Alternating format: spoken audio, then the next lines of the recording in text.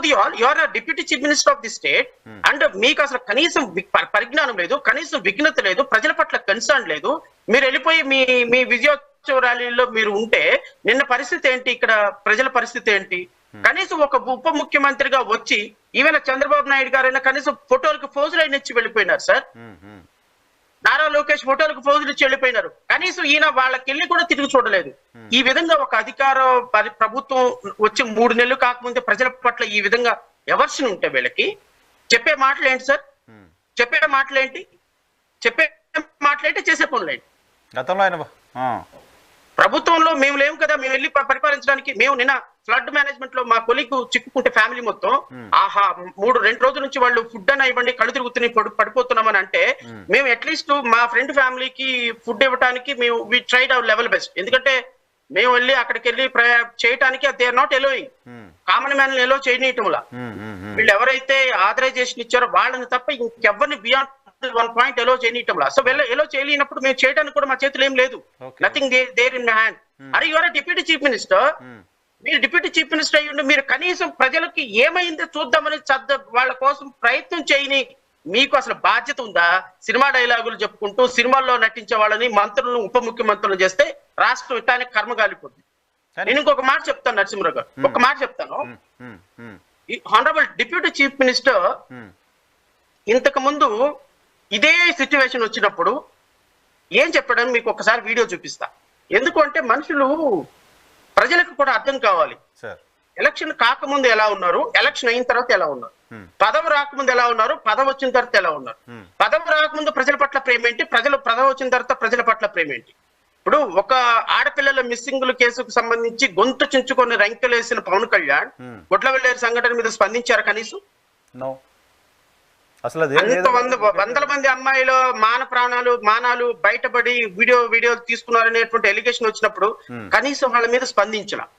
So ఇలా ఉంటాయి. So నేను పవన్ కళ్యాణ్ గారు విపత్తు గురించి ఏం మాట్లాడారు అనేది మీకు ఒకసారి వినిపిస్తా. ప్లీజ్ కైండ్లీ బేర్ మీ. ఒక 1 మినిట్ అయినా కూడా బేర్, ప్రజలకు వాస్తవాలు తెలియాలి. అలాగే జలవనరుల నిర్వహణ గురించి మనం చూస్తే మన ఇక్కడ ఉన్న టైంలో ఈ సెంట్రల్ వాటర్ కమిషన్ జూలై ఆఖరి వారంలో కృష్ణానదికి వరద వస్తే ముందే వాళ్ళకి ఇంటిమేషన్ ఇచ్చారు. ఇస్తే దీనికి కనుక నిజంగా వైసీపీ ప్రభుత్వం స్పందించాలని ఉంటే, కానీ మనం స్పందించలేదంటే వాళ్ళ నాయకులు అమెరికాలో ఉన్నారు, ఇక్కడ ముఖ్యమైన మంత్రులు వేరే బిజీగా ఉన్నారు. నిజంగా కృష్ణానది వరద విషయం చెప్పి వాళ్ళు ముందుగానే గ్రహించి ఇన్స్ట్రక్షన్స్ ఇచ్చినట్టే ఉంటే రాయలసీమలో నీరు లేని రాయలసీమలో, కరువుల రాయలసీమలో చెరువులు కుంటలు కానీ పంట కాలంలో కానీ మిగతా పాఠశాలలో నీరు తలకెళ్ళాడు. కానీ రాయలసీమకి ఉపయోగించుకున్న వదిలేసి సముద్రం వదిలేసి ఈ వరదల సమయంలో వైసీపీ మంత్రులు చేసి వాళ్ళు నడుచుకున్న విధానం చూసి ఒకసారి గుర్తొచ్చు. కొబ్బరి చెట్టు మీద ఎందుకు అంటే దూడగడ్డి కోసం అలాగే వైద్యులు పండిపోతామంటే దాన్ని పట్టించుకోవడం వదిలేసి మార్చి ముఖ్యమంత్రి ఇంటి చుట్టూ వైసీపీ మంత్రులు ఎప్పుడు ఎక్కడ తిరుగుతున్నారు సార్ మన ఉప ముఖ్యమంత్రి గారు? కొబ్బరి చెట్టు ఎందుకు ఎక్కామంటే దూడ గడ్డి కోసం అన్నారంట. మరి మీరే చెట్టు ఎక్కారండి? మీరే చెట్టు ఎక్కారు? మీరు తాటి చెట్టు కింద కూర్చొని పాలు తాగటం లేదా? మీరు తాటి చెట్టు కింద కూర్చొని పాలు తాగుతుంది ఎవరు? మీరే. ఇంత విపత్తు జరిగితే మంగళగిరి మా విజయవాడ మొత్తం మునిగిపోతుందని విదేశాల్లో ఉన్నటువంటి వాళ్ళందరూ కూడా వాళ్ళ సొంత వాళ్ళకి ఫోన్ చేసి ఎలా ఉన్నారు ఏంటి అని 1కి 100 సార్లు ఎంక్వైరీ చేసుకుంటా ఉన్నారు. మీరు విజయవాడలో ఉన్నారు కదా, నాకు ఒక 100 కాల్స్ వచ్చినాయి. శ్రావణ్ గారు ఎలాగున్నారు, మీరు ఎలాగున్నారు, మునిగిపోయిందా, విజయవాడ పరిస్థితి బాగాలేదు కదా అని. ఇలాగా ఎక్కడెక్కడో ఇతర దేశాల వాళ్ళు, ఇతర రాష్ట్రాల వాళ్ళు, వాళ్ళు ఫోన్లు చేసి విజయవాడ వాళ్ళని పరామర్శిస్తుంటే ఈ రాష్ట్రానికి చెందిన ఉప ముఖ్యమంత్రి ఎక్కడెక్కి కూర్చున్నాడు? తాడి చెట్టు ఎక్కి కూర్చున్నాడు. ఎవరన్నా అడిగితే ఏం చెప్తున్నారు? దూడ గడ్డి కోసం ఎక్కానని ఒక మాట, తాడి చెట్టు దిగితే పాలు తాగుతున్నాను ఇంకో మాట చెప్తున్నారు.